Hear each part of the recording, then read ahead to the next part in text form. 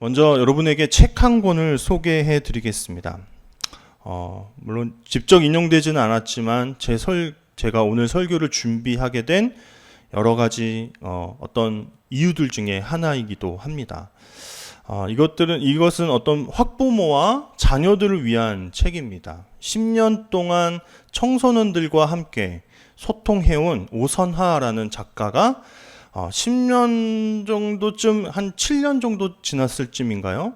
너무 자기가 아이들 편에서만 서서 이야기하는 것이 아닌가 생각이 들어서 학부모들과 소통하고 만나면서 부모들의 입장에서 쓴 책입니다. 왜 아이들이 방문을 닫기 시작할까? 이것은 왜 자녀 세대와 부모 세대가 소통을 잃어버리고 점점 더 대화를 잃어버릴까 하는 어떤 그런 내용들이 담겨 있고요. 아주 이렇게 뭘까요? 부드럽고 따뜻한 그러한 문체로 쓰여진 책이니 한번 읽어보셨으면 좋겠습니다. 나는 아이가 없고 그렇다 할지라도 아마 이 책이 좀 다른 그 아랫세대, 다음 세대들과의 소통과도 좀 관련이 되어 있는 책이 아닌가 생각이 듭니다. 그래서 관심 있으신 분들은 한번 읽어보시면 좋을 것 같아 이렇게 소개를 합니다. 제가 신학생이던 시절에 친구들과 국내 전도 여행을 떠났던 적이 있습니다. 2번을 갔었는데요. 2003년 그리고 2007년 군대를 기점으로 이렇게 2번의 전도 여행을 갔었습니다. 그 전도 여행의 어떤 대다수의 어떤 시간들은 어떤 것들을 보고요. 또는 어떤 전혀 모르는 불특정한 사람들에게 복음을 제시하자라는 어떤 아주 지금 생각해 보면 굉장히 순수한 그런 마음에서 시작된 전도 여행이었습니다. 3주 동안 진행되었는데요. 2007년 제가 그 군대를 제대한 후에 친구들과 떠났던 전도 여행이 기억에 남습니다. 왜 기억에 남는가? 그것이 저의 어떠한 인생에 아주 작은 울림을 주었기 때문입니다. 첫째 주는 서울의 여러 지역들을 다니는 것이었습니다. 연세대나 무슨 이화여대나 이러한 캠퍼스들도 찾아가고요. 거기서 복음도 제시해보고요. 그리고 기독교 동아리나 아니면 반기독교적 동아리의 실태가 어떤지도 보고요. 이런 것들을 하러 그냥 누가 시키지도 않은데 저희들끼리 막 열정이 넘쳐서 그런 일들을 단행했습니다. 그런 일정 중에 하루는 그 아주 짧은 시간이었지만 탑골공원에 가서 어떤 할아버지, 노인분들에게 복음을 전하는 시간을 가져보았습니다. 오래 있지도 않았습니다. 1시간 정도 있었을까요? 저도 어떤 할아버지에게 다가가서 복음을 제시하려고 시도했습니다. 그런데 저는 그분에게 오히려 굉장히 많은 이야기를 들어야 했습니다. 알고 보니 그분은 도교, 공자, 맹자, 여러 가지 그런 그 진리를 탐구하는 책들을 스스로 읽었다고 하시고요. 기독교에 대해서도 궁금하셔서 몰몬교회도 가보시고 교회에도 가셔서 공부하신 적도 있다고 했습니다. 그래서 제가 어떤 말을 하려고 하면 그거 다 쓸데없다라는 듯이 제 말을 묵살하셨고 자신의 이야기를 더 많이 하셨습니다. 그러니까 모양새가 복음을 제가 제시를 하고 아버님 예수님이 있습니다. 아버님을 사랑하십니다. 어르신을 사랑합니다. 이런 이야기를 해야 되는데 한 30분 정도의 그 대화의 시간 동안 대다수의 시간이 제가 들어야 되는 시간이 되어버렸습니다. 제 그 동료였던 그 친구가 그 전도하는 모습을 사진으로 찍어줬는데 나중에 보니까 정말 제 표정이 정말 가관이었습니다. 얼마나 이렇게 오만상을 찌푸리면서 그 이야기를 듣고 있었는지 모릅니다. 저는 지금 기억에도 그 시간이 굉장히 괴로웠던 것 같습니다.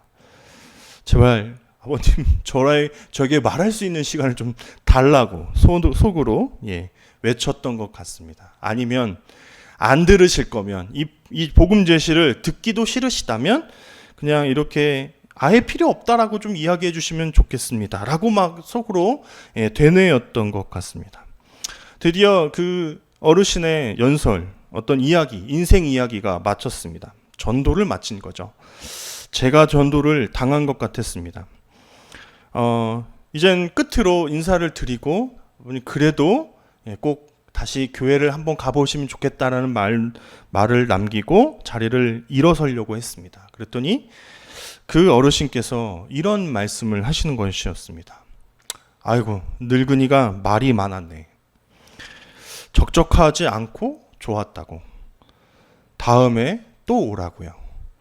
근데 그 말이 굉장히 저에게 큰 울림이 되었습니다. 마치 저를 설득하시고 싶으셨던 것이 아니라 그냥 말동무가 필요하셨던 것 같다라는 생각이 들었습니다. 15년 전도 더 된 일이요. 그리고 3주 동안 여러 지역을 다니면서 전도 여행을 했는데, 저는 왜 그날의 그 기억이 계속 제 기억 속에 남을까요? 저는 그때를 생각할 때마다 이런 생각을 하게 됩니다. 전하는 것만이 전도가 아닐 수 있겠구나. 전도에는 반드시 그 사람의 이야기를 듣는 시간이 있어야 하겠구나. 아니, 어쩌면 제가 무슨 이야기를 하는 것보다, 전하는 것보다 그 사람의 이야기를 듣는 시간이 몇 배는 더 많아야 하겠구나 하는 생각을 하게 되었습니다. 그래서 아마 저는 제 기억으로는 그 이후에 교회에서 권해서 하는 그러한 전도의 시간을 빼고는 그러한 시간을 가지지 못했던 것 같습니다.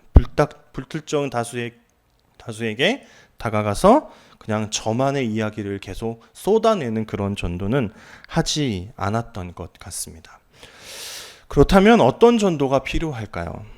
어떻게 하는 것이 우리가 하나님의 영광을 드러내는 것일까요? 어떤 전도가 필요할까? 저는 그 단서를 오늘 본문에서 찾게 되었습니다.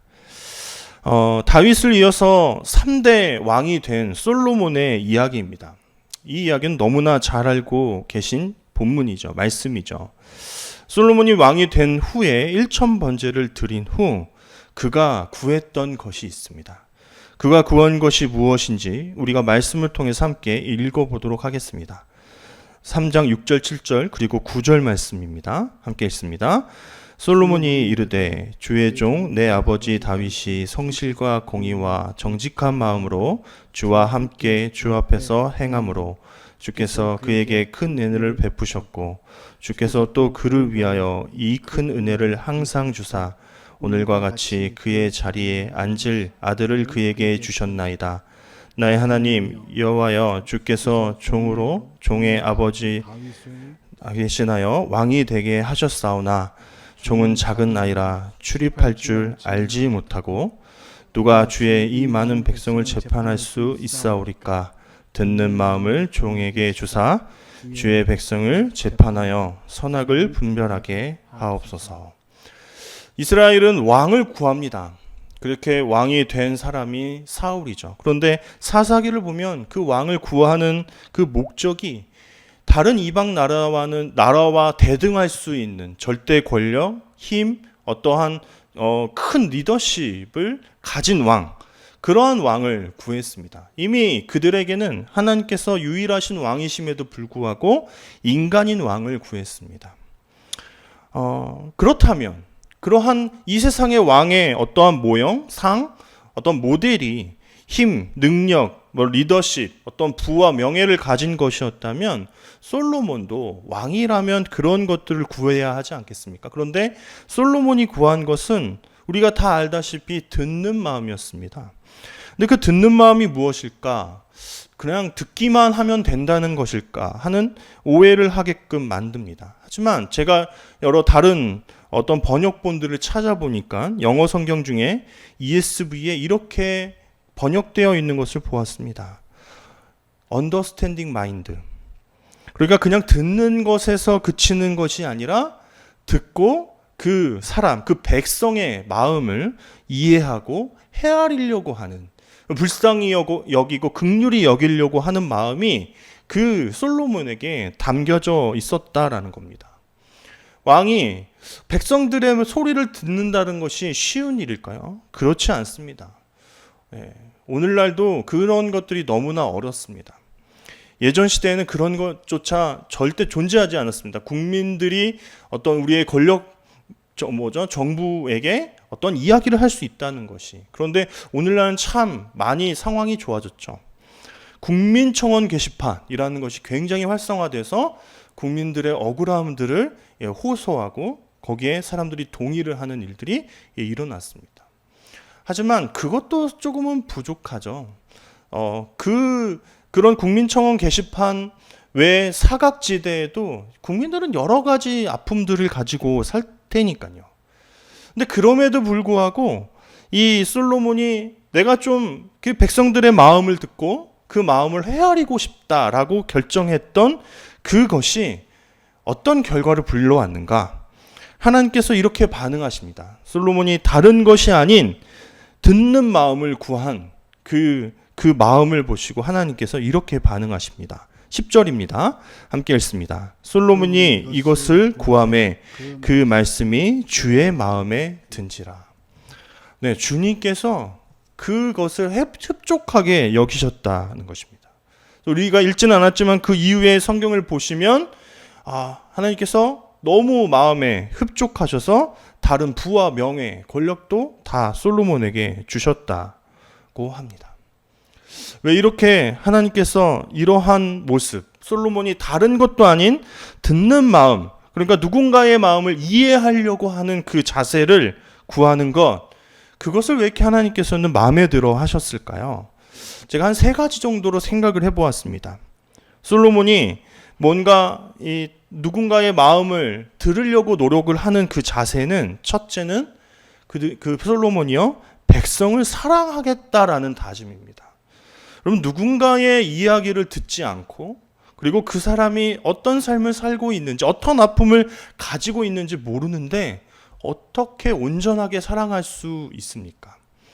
그러니까 솔로몬은 백성들의 좀 고초, 노고, 그들이 가질 수밖에 없는 그러한 한계, 제한점들을 최대한 듣고 백성들을 이해하려고 했다는 겁니다. 그리고 그 이해는 백성을 사랑하는 마음에서 나온 것이었죠.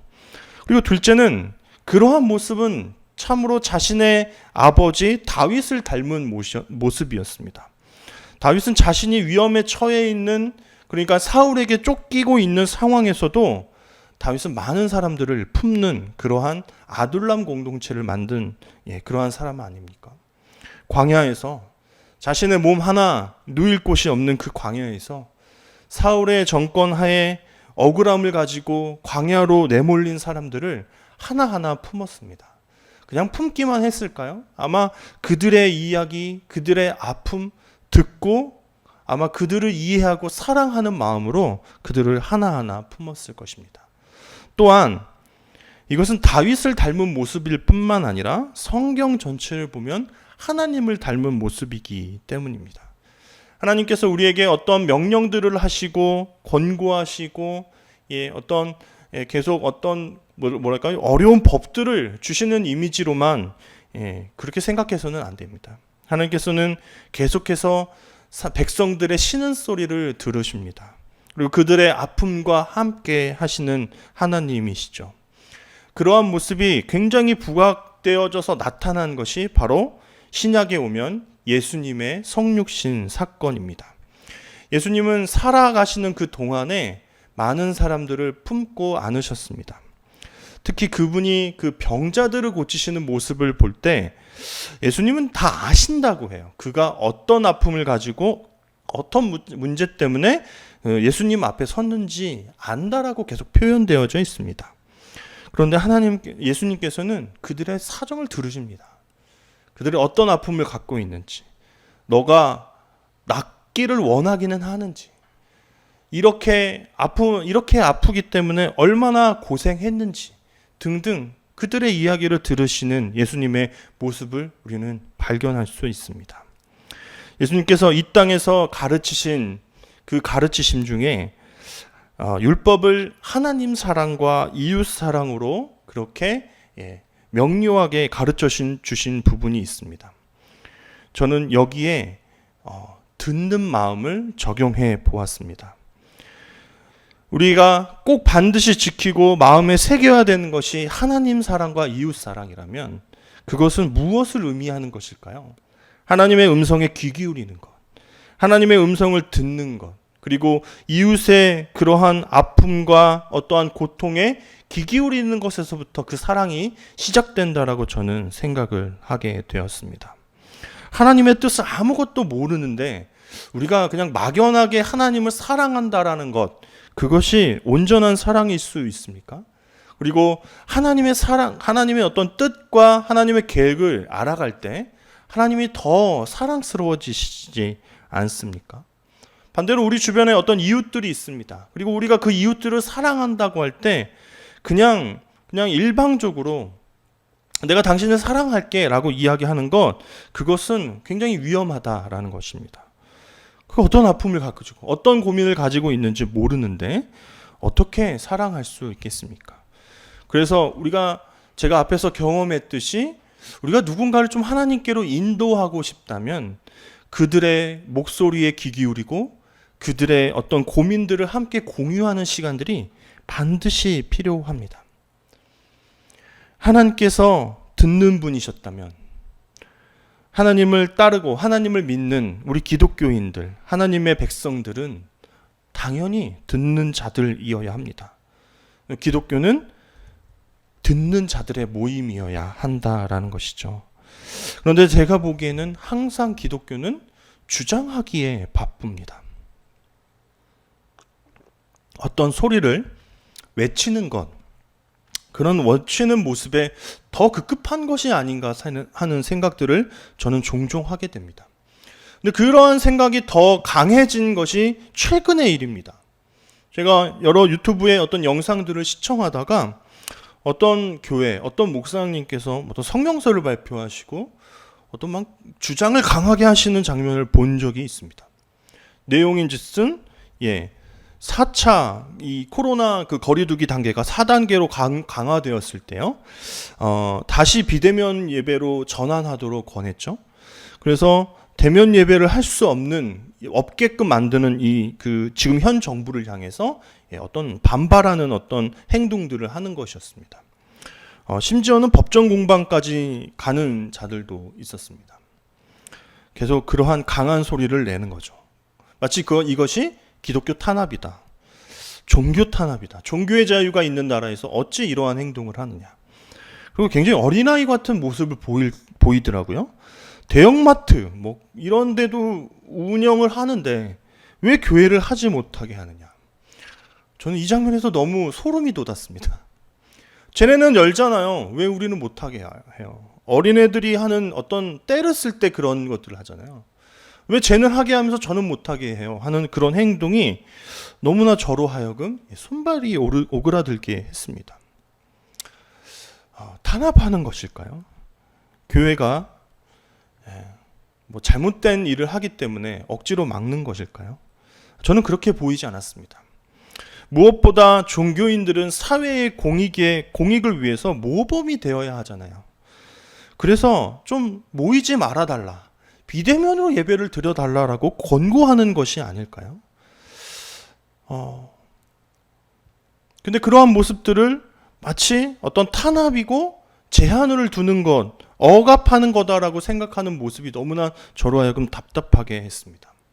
저는 댓글을 잘 보지 않는데 그 어떤 영상에 댓글을 이렇게 봤습니다. 그랬더니 온통 댓글이요. 목사님 힘내세요. 응원합니다. 이런 것들입니다. 심지어는 참으로 이 시대의 참목자이십니다. 참목회자입니다. 이런 칭찬과 응원의 댓글들이 막 있더라고요. 이런 얘기를 하고 싶었습니다. 교회가 모범이 되어야 하지 않을까요? 우리에게 좀 이렇게 권하고 있는 것은 아닐까요? 뭐 이런 이야기를 달고 싶었지만 용기가 나지 않았습니다. 온통 그분들을 응원하고 찬양하는 그런 댓글들만 있어서 저도 문매를 맞지 않을까 하여 아무런 댓글도 달지는 못했습니다. 여러분, 우리가 그동안 이 한국교회가 계속 해왔던 그런 전도는 어땠습니까? 어떤 전도지를 나눠주고 사탕을 나눠주면서 예수님 믿으라고, 심지어는 어떤 교회에 오라고 그렇게 전도했습니다. 근데 그 전도가 온전한 전도였을까요? 동전의 한 면을 상실한 전도는 아니었을까요? 그렇게 그들이 많은 시간 그 사람들을 향해서 예수님을 믿으라고 전하는 시간들이 있었다면, 어떤 누군가를 향해서 그들의 아픔을 듣고 그들의 어떤 문제를 함께 공유하는 그런 시간들이 있어야 했을 텐데, 그러한 시간들이 없는 전도, 그냥 외치기만 하고 그냥 무엇인가를 나눠주기만 하는 그런 전도가 과연 옳은 전도였는지 다시 한번 생각하게 됩니다. 오늘날 교회는 어떤 모습을 가지고 있어야 될까요? 왜 대면 예배를 하지 못하게 하냐며 어떤 반대 시위를 해야 되는 걸까요? 아니면 이러한 시간들을 기회 삼아서 이 코로나 상황에서 어려움을 겪고 있고 아프고 상처 입고 그 경제적인 이유 때문에 원인들로 인해서 힘들어하는 사람들에게 찾아가서 위로하고 그들과 함께 해야 할까요? 참으로 아주 간단한 원리인 듯 보이지만, 우리가 누군가의 음성에 귀 기울여 듣는 것은 너무나 우리의 어떤 인생의, 우리의 삶의 방향에 중요한 어떠한 원료가 된다는 것을 저는 오늘 말씀을 묵상하면서 깨달았습니다. 그렇다면 반대로 우리가 누군가의 소리를 듣지 않을 때, 나의 생각과 나의 이념에만 사로잡혀서 이 세상을 살아갈 때 우리는 어떤 결과를 맞이하게 될까요? 우리는 무엇을 잃어가게 될까요? 저는 이러한 생각 가운데 어떤 영화를 이번 주에 만나게 되었습니다. 이 영화는 제가 인용하려고 했던 영화가 아닌데, 어떤 여러 자료를 찾다가 그 리뷰를 보게 되었습니다. 시간이 없는데 이 영화를 볼까 말까 고민을 하다가 보자. 뭔가 좀 더 강하게 이해하고 싶은 마음이 들어서 영화를 시청했습니다. 이 영화의 내용은 아주 노년을 맞이한 아버지가 자녀들을 찾아 나서는 그런 영화입니다. Everybody's Fine이라는 그런 영화인데요. 뭐냐면 41년 동안 함께 결혼 생활을 했던 아내가 죽은 후에 8개월 만에 가족들이 다 모임을 하기로 한 시점에서 영화가 시작됩니다. 그래서 이 아버지, 노인의 이름은 프랭크인데, 프랭크가 아주 들뜬 마음으로 집안을 청소하고 막 어떤 장을 보기도 하고요. 그 자녀들에게 맛있는 그 스테이크를 대접하기 위해서 거금을 주고 스테이크 기계를 구매하는 일까지 단행합니다. 그런데 그렇게 모든 준비를 마친 그 저녁에 이젠 주말이 되면 자녀들이 올 것인데, 갑자기 자녀들이 하나하나씩 전화를 합니다. 그러면서 어떤 이런저런 이유 때문에 이번 주에 가지 못할 것이라고 이렇게 연락을 취하죠. 아내가 죽은 후에 8개월 만에 자녀들을 만나는 그 마음에 굉장히 큰 상심이 찾아옵니다. 결국 프랭크는 직접 자녀들을 찾아 나서기로 합니다. 자녀들에게 편지를 하나씩 써서 소중하게 품에 넣고 출발하죠. 그는 사실 심각한 심장 질환을 가지고 있어서 주치의인 친구가 그 여행을 하지 말 것을 만류하지만 스스로 괜찮을 거야 하는 주문을 외우고 여행을 떠납니다. 너무나 자녀들이 보고 싶기 때문이죠. 프랭크가 여행 중에 만나는 사람마다 자녀들의 사진을 보여주고 자녀들이 어떻게 살아가고 있다라는 막 자랑을 하는 그런 모습에서 프랭크가 얼마나 이 자녀들을 사랑하는지 알 수 있습니다. 프랭크가 첫 번째로 찾아간 자녀는 예술가인 데이비드라는 아들입니다. 근데 데이비드는 집에 없습니다. 밤에 도착했기에 밤새서 데이비드를 기다립니다. 그런데 데이비드는 결국 집에 오지 않았습니다. 더 이상 기다릴 수 없어서 다음은 큰딸, 광고회사에 다니는 에임이라는 큰딸에게 갑니다.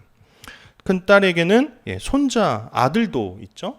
그래서 딸과 손자와 며칠을 지내고 싶다라는 마음으로 방문해서 함께 식사를 합니다. 그런데 딸이 이번 주말에는 정말 그럴 수 없어서 너무 죄송하다고, 내일 떠나셔야 된다라고 아버지를 밀어냅니다.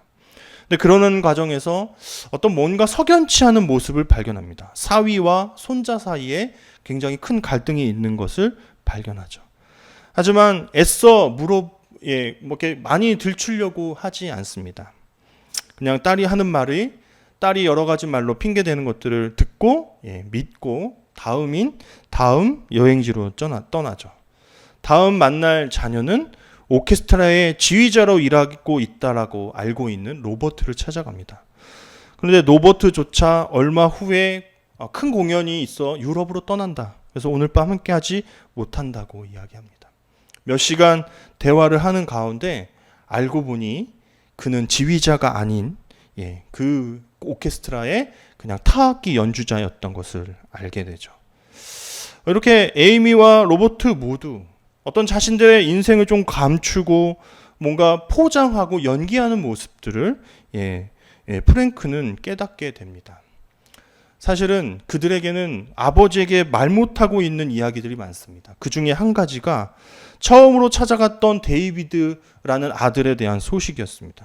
데이비드는 예술가였는데 그는 약물 중독에 심각한 상태에 빠져 있었고, 약물 때문에 멕시코에 건너가서 지내다가 경찰에게 잡혀 있는 상태였기 때문입니다.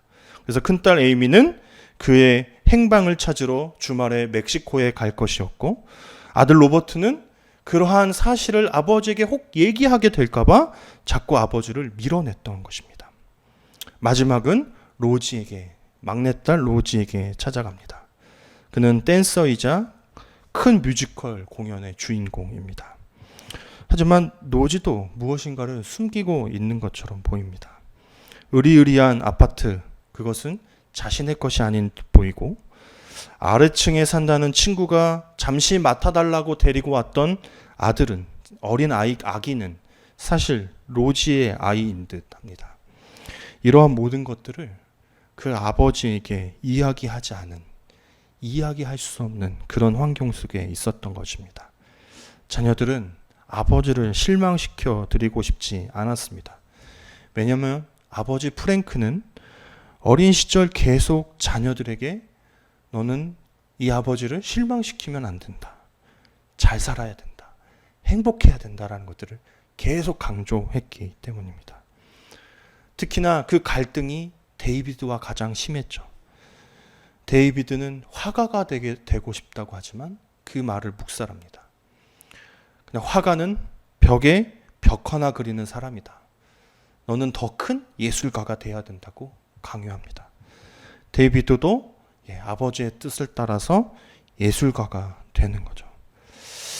그런데 이 프랭크는 이 여행을 통해서 뭔가 자신이 잘못한 인생을 살고 있다라는 것을, 살아왔다라는 것을 깨닫습니다.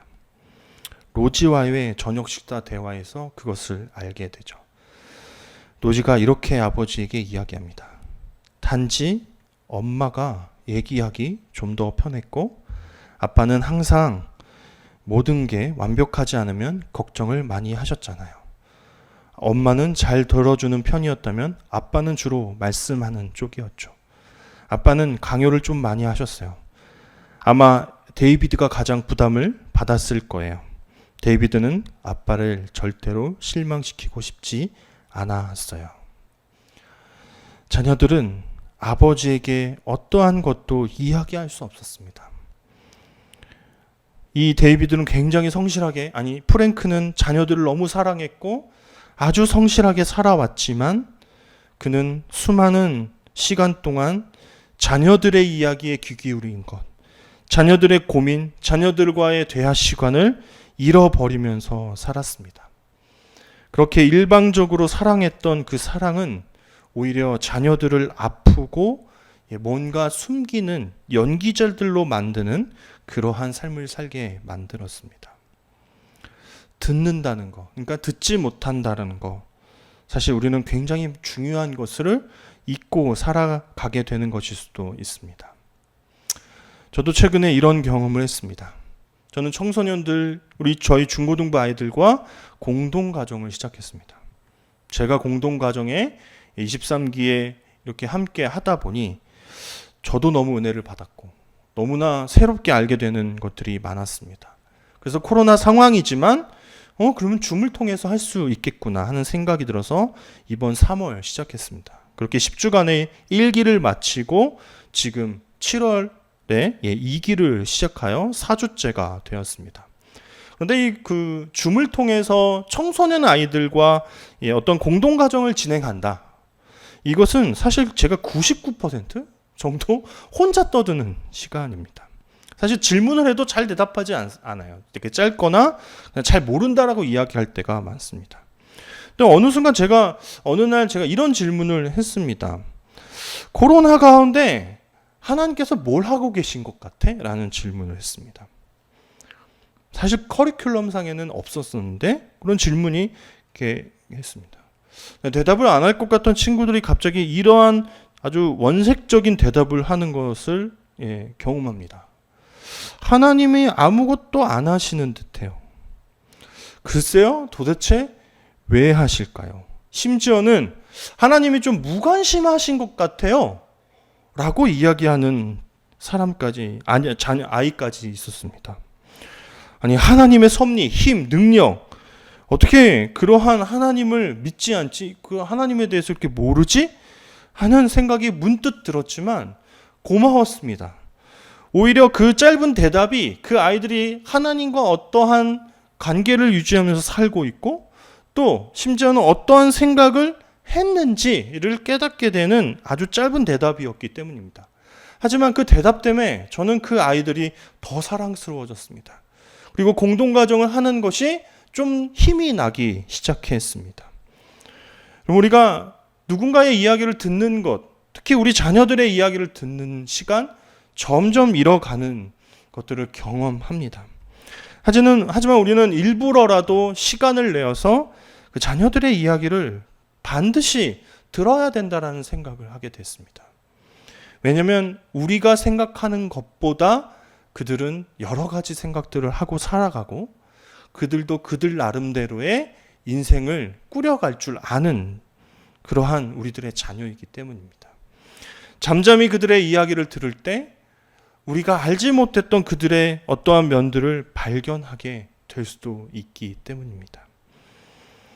우리가 들을 때, 우리가 듣고 누군가의 마음을 헤아리기 시작할 때 비로소 진정한 사랑이 시작된다고 저는 생각합니다.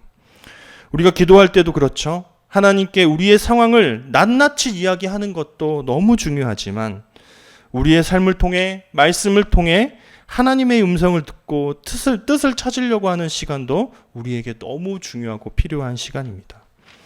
마찬가지로 우리가 이웃을 사랑할 때, 우리 주변에 있는 사람들을 사랑한다고 이야기할 때 그냥 내 주관적이고 내 생각에 의해서 사랑하는 것이 아니라 그들의 의중을 듣고 그들의 생각을 듣고 그들의 고민과 문제, 아픔을 듣고 그들을 이해한 후에 사랑하는 것은 정말 하늘과 땅의 차이임을 우리는 반드시 깨달아야 됩니다. 하나님에 대해서 그리고 사람에 대해서 우리가 그들의 마음을 듣고 헤아리려고 하는 것은 우리가 하나님의 성품을 닮은 것임을 우리는 오늘 이 말씀을 통해서 깨닫게 됩니다. 하나님을 더욱 사랑하셨으면 좋겠습니다. 그리고 이웃을 더 사랑하라고 하신 명령을, 이웃을 사랑하라고 명령하신 그 명령을 듣고 실천하시는 저와 여러분이 되셨으면 좋겠습니다.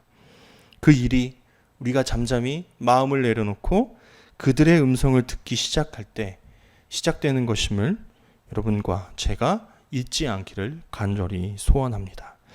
함께 기도하겠습니다. 하나님, 우리에게 듣는 귀를 주셨습니다.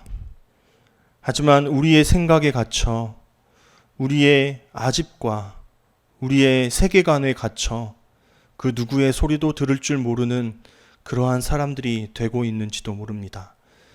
세상이 우리를 향해서, 기독교를 향해서 하는 소리를 우리는 귀를 닫고 듣지 않았습니다. 하지만 잠잠히 그들의 이야기를 들을 때 그들의 이야기 속에서 참된 기독교의 모습들을 발견할 때가 있습니다. 그 어떠한 소리와 음성도 땅에 떨어뜨리지 않으시고 다 우리의 어떤 생각과 삶에 적용하시는 하나님의 뜻인 줄 믿습니다. 하나님, 우리에게 솔로몬이 구했던 것처럼 듣는 마음, 누군가의 그러한 아픔을 이해하려고 하는 그 마음을 우리에게 허락하여 주셔서 하나님을 더욱 사랑하고 이웃을 더 사랑하게 되는 일에 사용할 수 있도록 인도하여 주옵소서. 모든 것 예수님의 이름으로 기도합니다. 아멘.